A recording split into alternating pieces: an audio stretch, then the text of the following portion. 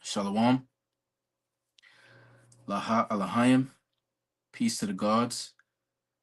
Nawathan, Kal, Halalimla, Yahweh, Bahasham, Yahweh Shai, Bahasham, Racha HaKodash, giving all praises to Yahweh. In the name, Yahweh Shai. In the name of the Holy Spirit, double honors unto the elder apostles, the elder bishops, and the heads and elders of all the camps of Great Millstone, GMS who do well, peace, blessings, and salutations unto the tabernacle of David, the hopeful elect scattered abroad. This is your brother Tazapani of the Great Millstone, Washington, D.C. camp. Lord willing, Adawan Ratazah, this digital epistle is edifying unto the elect. So I was going to start out with a scripture. Let's see here. In the book of Ecclesiastes, chapter 1 and verse 9, it reads, "The thing that hath been, it is that which shall be, and that which is done is that which shall be done, and there is no new thing under the sun." Okay, so this is the content creator Andre Jeek. All right, and he's a financial guy. He calls himself the magician of finance, which is very left-handed ish to me, you know what I'm saying? But uh he goes into how we're basically witnessing the fall of an empire, and then you have wacky tacky plantation Renaissance anti-Christians, specifically of the stock of Israel, you so-called Negro Latino Native Americans, that can't even see that we're at the end. I mean, you have prophets on every street corner, all right, throughout the week, you know, uh, uh pushing the truth where the scriptures say where wisdom is going to be crying out on the unicorn. Okay, Psalms 19, it talks about how his line, their line go throughout all the earth. So this truth is out there. Even Yahweh Shah said that um until this gospel, be preached, then the coming of the Son of Man shall come. Roughly paraphrasing. Hey, shalom to everybody tuning in. Shalom, Ra'ash. Yahshalom, Yahweh, Bahasham, Yahweh Shah, Barakatha, Bahasham, Rakakodash, and Yahweh Bashim, Yahweh Shah, Barakatham, Bahasham, Rakakodash, everybody else tuning in. So yeah, man. So we're gonna get into this video real quick. He obviously, I'm bringing up this Ecclesiastes 1 and 9 because he likens this unto Rome, which a lot of Edomites do, but don't equate the spiritual aspect of the fact that, well, Rome fell, all right, so America is gonna fall, all right. They don't equate to that because they don't know prophecy of the scriptures. So without further ado, we're gonna let this play and get some filter through the scriptures. Really did not want to make a video like this, but something feels off. You've probably felt it too. Like the economy doesn't add up. We just recently revised the job numbers again, and we learned that we actually had 900,000 less jobs than we were originally told between March 2024 and 2025. Stock market kind of feels disconnected from reality. I'm noticing people are angrier and more divided than ever. I've seen some really bad takes on social media about what's really happening.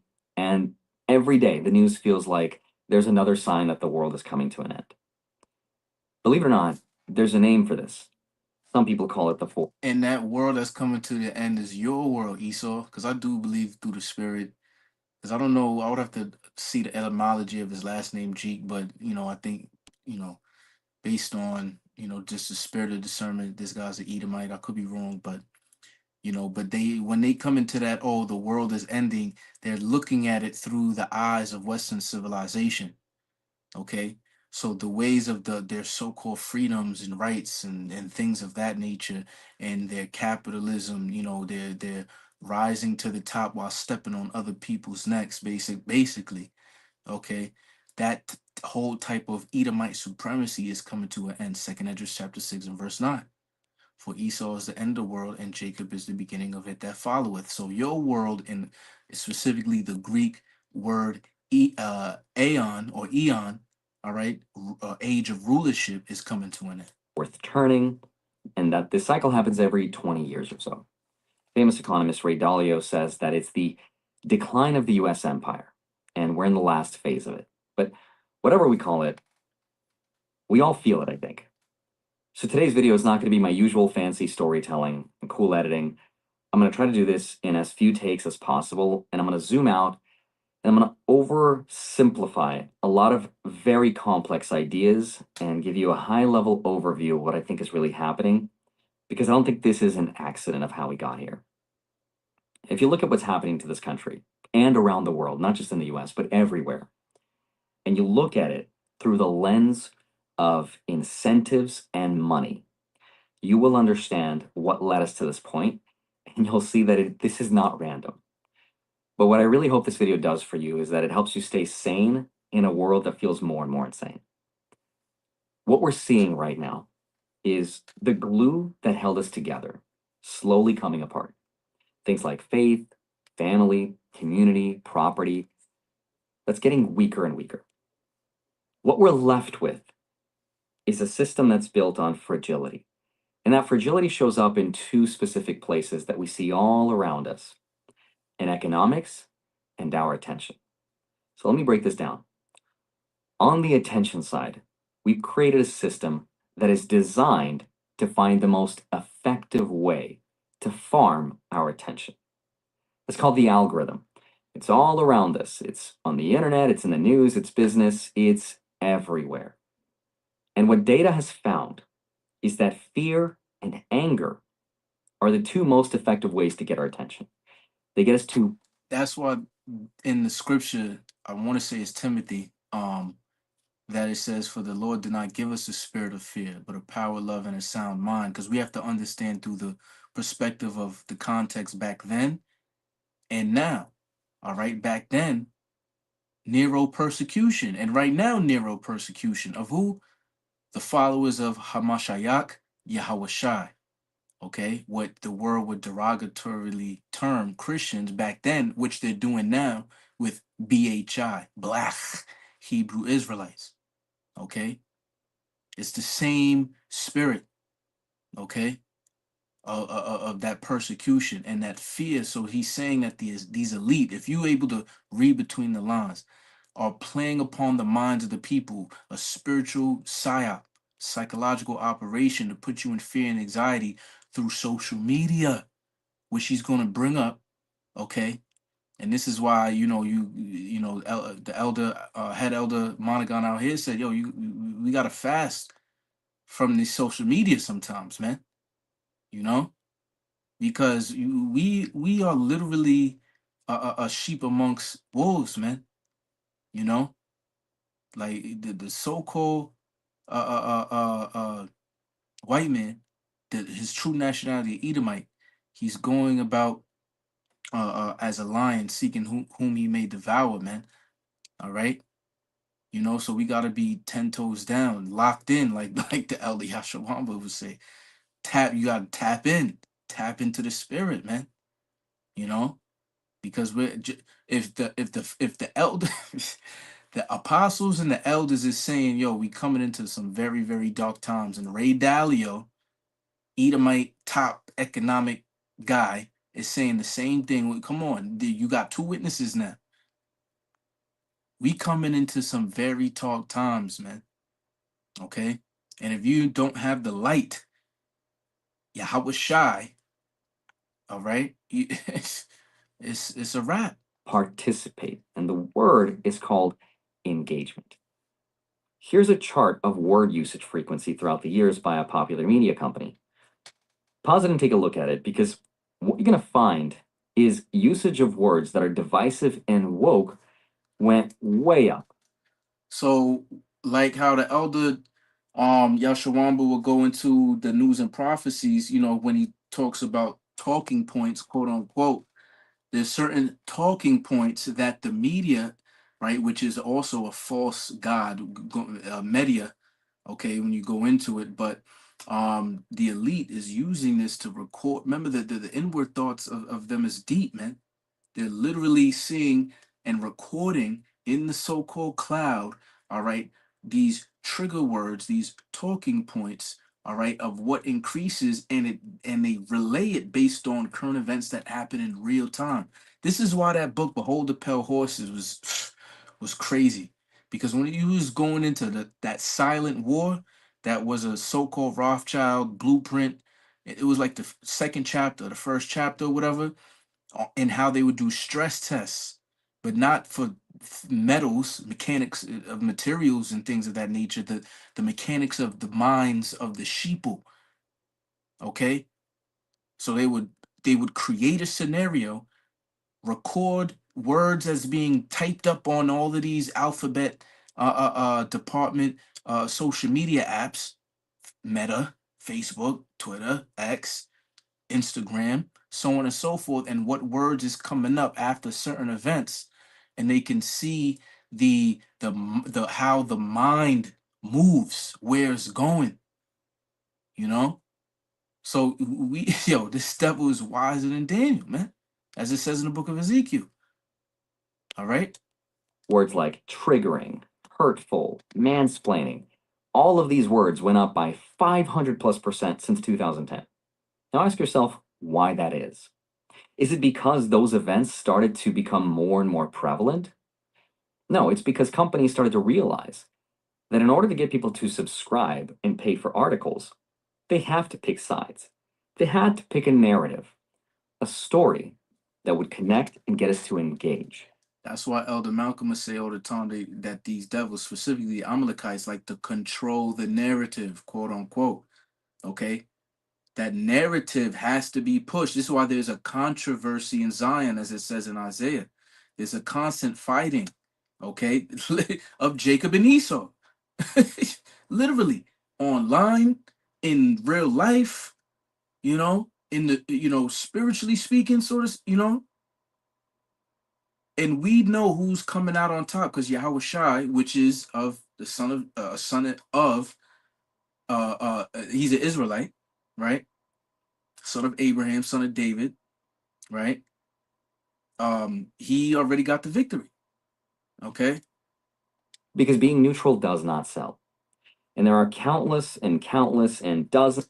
Being neutral does not sell, and being neutral is not good in the eyes of the Lord. Revelation, what is that, chapter 3? Will either be hot or cold. If you was lukewarm, will spew thee out thy mouth, roughly paraphrasing, you know. So you gotta pick a side, man. You know, are you gonna stay on the one that is smiting you every day, or are you gonna stay upon the Lord, as it says in the book of Isaiah? And I'm roughly I gotta let me go get that one real quick because I want to go through the whole video. This video is fire. It's actually a week old video, so I'm trying not to talk too much, but stay smoke. Isaiah 10 and 20, and it shall come to pass in that day, so a future prophecy, that the remnant of Israel, so this is only dealing with the remnant, like Elder Yashawan was tagged, remnant saved, 144, right? The remnant, the piece, the remainder, all right, what's left over from all of the ones that unalived, the Lord unalived, all right, and 1/3 in the land of Babylon, 2/3 in the land of Babylon shall be cut off. Zechariah 13, 8 and 9. And such as are escaped of the house of Jacob shall no more stay upon him that smote them, Esau, Edom, all right, in the land of Babylon primarily, but shall stay upon Yahweh, the Holy One of Israel, Yasha'Allah, in truth. And that's why Yahweh Shah said, the Father looketh after a generation to worship in the spirit and in truth, because truth is the spirit of truth is, in a sense, spirit of Yahweh Shem Yahweh Shai. As far, what was the Vesha, it was written, was faithful and true. You can believe on these words, because that same words is Yahweh Shai. He was written in the volume of the book. Of very recent examples of how these algorithms use this information to get us to engage. And the more insensitive, the more outrageous, the more divisive it is, the more engagement it leads to. And the more engagement, the more it translates to revenue. I always like to think of this idea sort of like the shave and a haircut 2 bits. I'm sure you've heard this sound. It goes like, but I stop right before the end. It's incomplete and it's kind of triggering. That is journalism today. It is designed to bait you so you can express your fear and anger and engage. This is why. See, when we give double honors to the elders, right? As it says, give double honors to those that rule well over you, right? And we give them to the apostles, the bishops and the elders on down, right? For a reason. Ruling, meaning that they have power and authority over you, meaning that they're in a position, a seat to instruct you and lead you in the correct way. And who is the way is Yahweh Shai. No man can come unto me except by through me, right? I am the door, the way, the life, right? Roughly paraphrasing, right? So, just like Paul said, yo, follow me as I follow Hamashiach, right? So when they're saying, yo, keep this Israelite, the teachings on YouTube, man, you know, um, what's the name? All of your 2 cents and your opinions and all that on this social media. Don't be doing that, man. These people are recording you. You got to understand what you signed up for. Okay. So these, like they said, they're baiting you. This is the devil. They're tempting you. The tempter. They're trying to tempt you to come into a position where they could cause to blame the ministry. And because I'm looking at this through a spiritual lens, as I always do, in these videos, but he's going on it on a different, obviously, level, but we can apply it, right? This is intentional because our fear and anger is primal. It's in our DNA.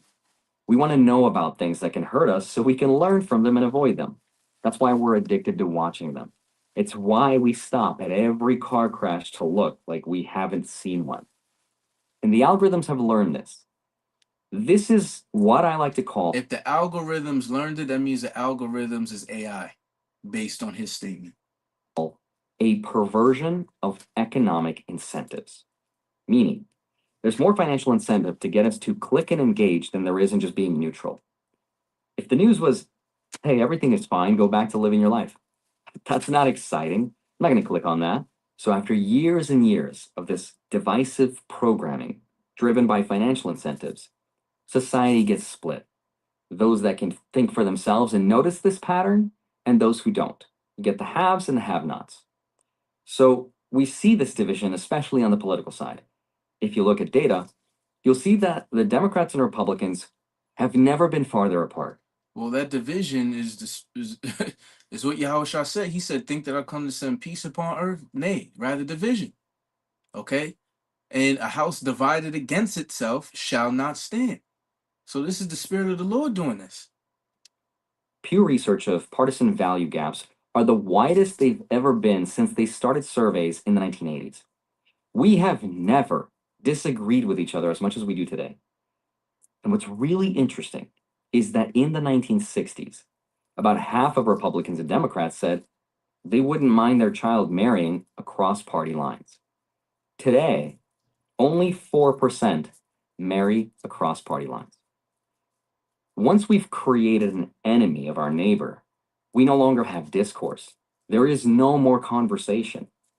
So now the stage is set. Because that's the See, so we're in heavy time. I gotta go get that in second address, man. Okay, so when people don't ever come to the conclusion, like as if the Lord is going to take his time. In Habakkuk, it says that the vision, though it tarry, wait for it shall not tarry, man.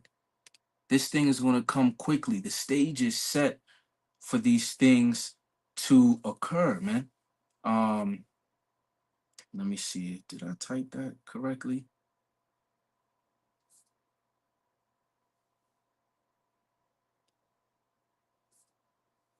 Salaki, bear with me.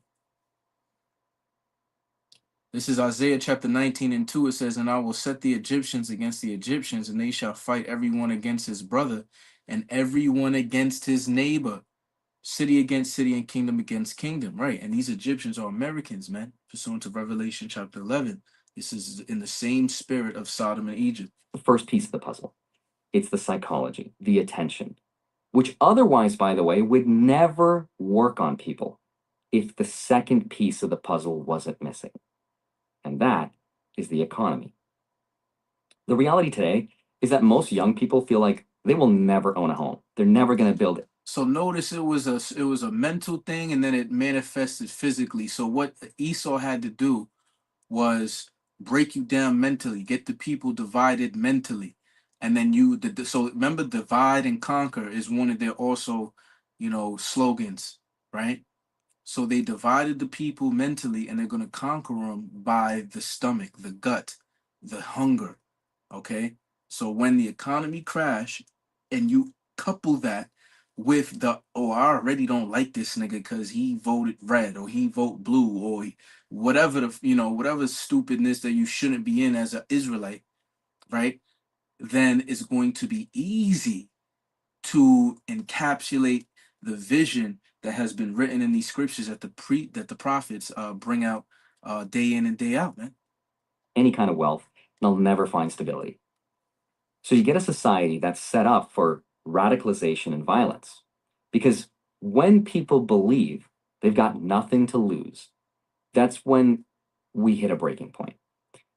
That's when societies collapse, revolutions happen, we get fragmentation, tribalism, different social medias that appeal to different people and different ideas, and then empires fall.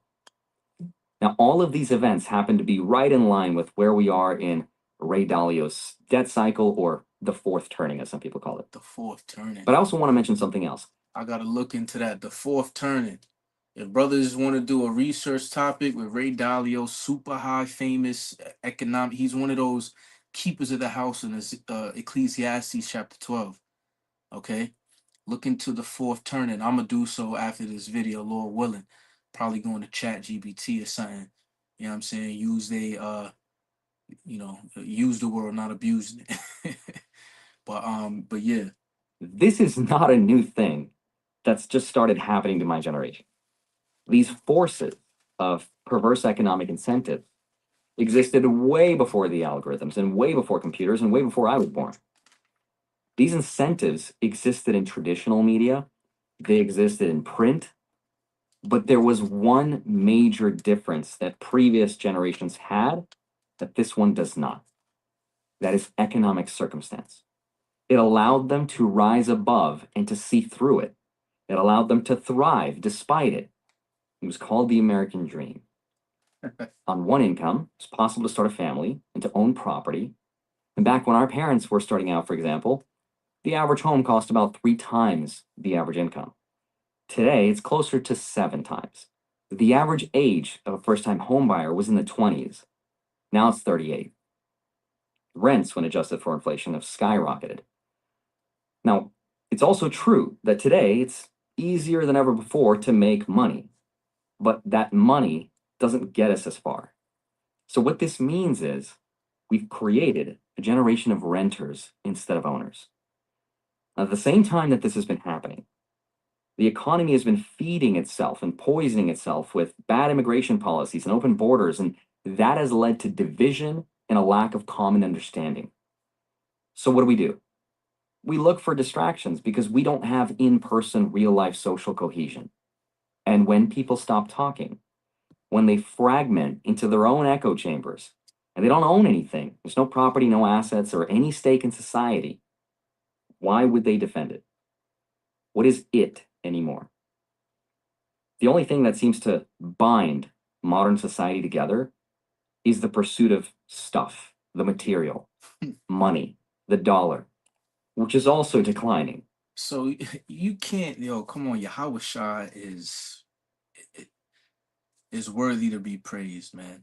Come on, man. We talking about thousands of years ago, and you could say something like what he just said, right? It's crazy. Book of Matthew, chapter 6 and verse 24. No man can serve two masters, for either he will hate the one and love the other, or else he would hold on to the one and despise the other. Ye cannot serve God and mammon. All right. So these people is worshiping mammon, so they don't have no moral code.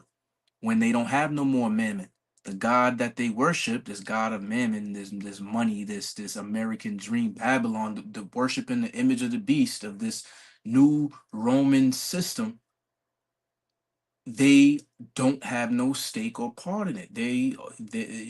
They're not included. It's a so-called democracy, rule of the people, and they feel like they not ruling. They have no say so. So what they gonna do? Second Ezra chapter 15 and chapter 16. That's why so many people are turning to things like BNPL or buy now, pay later, which I did a whole video about. You can literally buy a pizza on credit, and over half of BNPL users have missed payments. That's not normal. That's how distorted the economy and realities become. And when you combine all that with the psychological aspect of the news cycle, which is driven by financial interest, and you get social unrest, distrust, and a decline. Now, if you look back throughout history, though, this happens again and again. Ray Dalio calls it the long term debt cycle, and historians like William Strauss and Neil Howe call it the fourth turning. Every 20 years, we enter a new cycle. Great nations and empires rise, they prosper, they overextend, and eventually they decline. And the decline always kind of looks about the same. Debt goes up, the wealth between the rich and poor gets bigger and bigger, politics turn bitter, and trust in institutions collapses. Now, while all of this is happening, though, the empire wraps itself in a cocoon of protective policies that isolate itself from the rest of the world.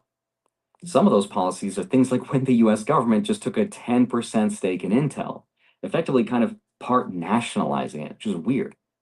Then there's the tariffs. And while they're not necessarily inflationary, but they are protective regulations, which I think are done in good faith to protect the empire and buying some time, but instead, they make the empire weaker and less competitive on a global level. You can see this in the fall of the Roman Empire when decades of overspending and 98% inflation made their currency worthless, which is what we've seen in this country since the creation of the Federal Reserve in 1913. You can see it in the decline of the British Empire when the cost of the two world wars left them buried in debt, forced them to hand over the leadership over to the US, and they gave up their reserve currency status. And now you can see the same pattern today. Notice how I said gave up the. That's why the scriptures say, that the eighth is of the seventh, because out of the seventh, which was Britain, came America, man. You know. US dollar is still the world's reserve currency, yes, but every year that status gets weaker and weaker. The national debt just keeps getting bigger and bigger. Interest payments on that debt are now bigger than what the US spends on the entire defense budget. Now, while all of this is also happening, the system of perverse economic incentives weaken our psychology by dividing and distracting us. Kind of like a magician that asks you just like, hey, pick a card, right? Pick a story. The algorithm will poison you with it. And we've seen throughout the years how this has progressively gotten worse and worse. We get the left versus the right versus the left. It's the immigrants, it's the foreign nation that control our governments, it's the deep state, it's the globalists. Pick a story. Whatever you believe, the algorithm will send you down that rabbit hole. And that's not to say those are not real issues that we need to talk about, but when you mix the psychology of incentives that are purely designed to make money, thanks to pieces of paper being created out of thin air, this is what it leads to: social unrest and a reality where no one can agree on anything. That's So this is how ultimately the Bavarian Illuminati, all right, created by or puppeted by Adam Weishaupt, right? I forgot how you say his last name, Weishaupt or whatever, Weischapt,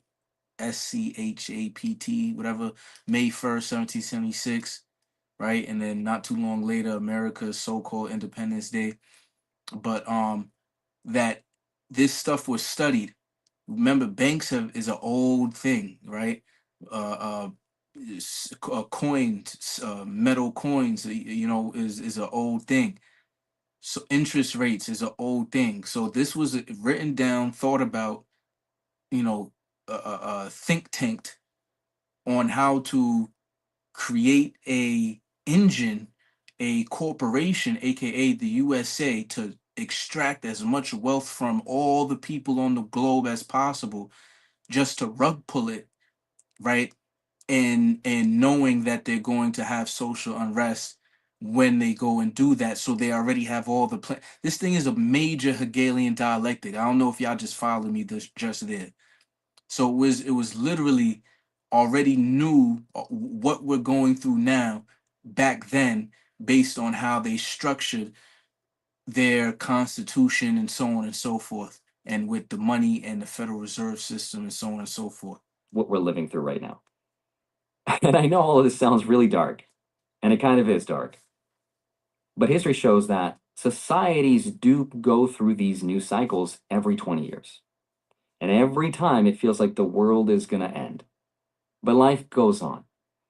Now, I've been seeing the news a lot lately. And the question I had for myself is, how do I stay sane? And one thing that recently helped me is Isaiah 33:6, for us Israelites, in the truth, man. For wisdom and knowledge shall be the stability of thy times, the strength of his salvation, for the fear of the Lord is his treasure. And wisdom and knowledge of what? These scriptures, this truth that we're in. Okay, that's what's going to keep us stable in Jacob's trouble, the time of tribulation that we have to go through in order to be beamed up. Okay, for all them fake anti-Christians that believe in some pre-tribulation rapture of some sort, which isn't in the scriptures as far as the word goes. Okay, and y'all looked at stupid yesterday, right? That sect of y'all that thought that y'all would, you feel me? So again, y'all don't know the scriptures. Leave it to the ones that do. All right. I went to dinner with my friends and I asked them, do you guys feel like the world is about to come to an end, or is it just me? And they're like, nah, it's just you. That's just your algorithm. It's your bubble. I don't feel that. And I hope they're right. But if this is really happening and you notice something is happening as well, for me, the answer is I'm going to go back to the basics. I'm going to build real things, own real assets, build a family and a community, and focus on what I can actually control, which is doing what I love, staying informed, and understanding why this is happening so I don't become bitter. Also, things like taking care of myself, going to the gym, eating well, and trying to stay off of social media, which is really hard to do because this is what I do. But I don't think it's productive to feel what Charlie Kirk described as economic nihilism. It's this feeling of why try if nothing matters? That's dangerous because once a generation stops believing in the possibility of a better future, they start looking for ways to tear the system down and then laugh about it. And that's sad. And then this is why this truth is so beautiful, because if you was a really young man coming into this truth, you might go through that feeling of what he said, economic nihilism, or really just a societal nihilism, where you're trying to be over righteous and say, well, fuck it, Babylon's going to be destroyed. I don't give a fuck about nothing, right? But then you have to understand that Paul even had went through that same understanding. He would rather be dead, unalived, and be with the Lord, but he had his business and he had a duty to be alive to do the work, you know? So it's that balance, but notice how he said, so there's a lot of, youth, YNs, right, that don't believe. So they are a very volatile mentally because they don't have Yahweh Shai. And all it's going to take is a little small trigger, and it's going to be a fucking match to a football field of hay. It's going to light that bitch up. But it's also true that people who own homes, who have families, who have a stake in society, don't burn it down. They protect it. And that's something I can work toward. Because the truth is, you and I can't control the Fed. We can't control Congress. We can't control the media. But what we can control are our own decisions. That means things like being careful with debt, investing for the long term, and then not letting the algorithms turn us into angry, bitter people that lack empathy, that can't have a conversation with someone who disagrees with us. So if you look at this from the lens of these cycles, maybe we are in some fourth turning moment. But I also like to think that on the other side of that is a first turning, a renewal, rebuilding, optimism. You see, and it's how I know he a Edomite. And you could tell in his eyes, he's scared. He mad scared. He looked like he losing sleep. You know, he's trying his best to physically and carnally save himself from what he knows is inevitable. So he's in a psychosis. And that's literally everybody except for the elect of Israel in America right now. They're psychotic. They're either trying to cope with the bullshit that the elite is doing upon them, or they're trying to do something about it carnally. And either way, the scripture saying Proverbs, a man, what is it? Let me go get it real quick. But leadeth to death. There's a way. Death. Proverbs 16 and 25. It says, there is a way that seemeth right unto a man, but the end thereof are the ways of death. And that's a perfect scripture to end off on. So if you feel like the world is falling apart, just remember it always has been. But it's the people who stay informed, who stay focused on what matters. I think those are the people that come out stronger. But that's why I always say if you want to understand the world, look at it through the lens of incentives and economics. Now, all of this was a very dumbed down version of some really complex ideas. And there's some truth to that. You want to understand the world, right? Right, in the oikomany sense, and also who rules it, understand economics and incentives. Economics and incentives, right? Economics, Yahushua said that the love of money is the root of all evil. And the incentive was Esau, after their father, Esau and Jacob's father Isaac died, that he was going to kill his brother to try to get this birthright back that was given unto Jacob, which was always prophesied unto Jacob. You see, so that's the economic, and it gets you, and then when you have a full understanding of the scriptures, all of it makes sense. This is literally a whole nation of people that the Lord has set up, and that's what I'm gonna close out on, because he ain't saying nothing no more.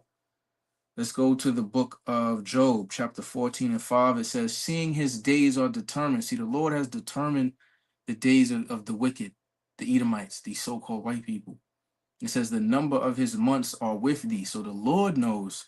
All right. This is why Yahushua don't know when he's coming back. All right, to save the elect. Because only Yahweh knows the time, the hour, and the day. Okay, because the number of the months of Esau committing sins until it reaches unto Evan, you know, pursuant to Revelation 18, okay, is in the hands of the Lord, so to speak, or with the Lord. I'll put it that way. Thou hast appointed his bounds, right? Boundaries, right? That he cannot pass. So there's certain things he just can't do. All right. Like deceive the elect, you know? So Lord willing, I was edifying to the elect, Brakati, Hawa, Brakati, Shai, Kohalo, Ya, Bashim, Shah, Basham, Rakakadash. On to the next one. Shalom.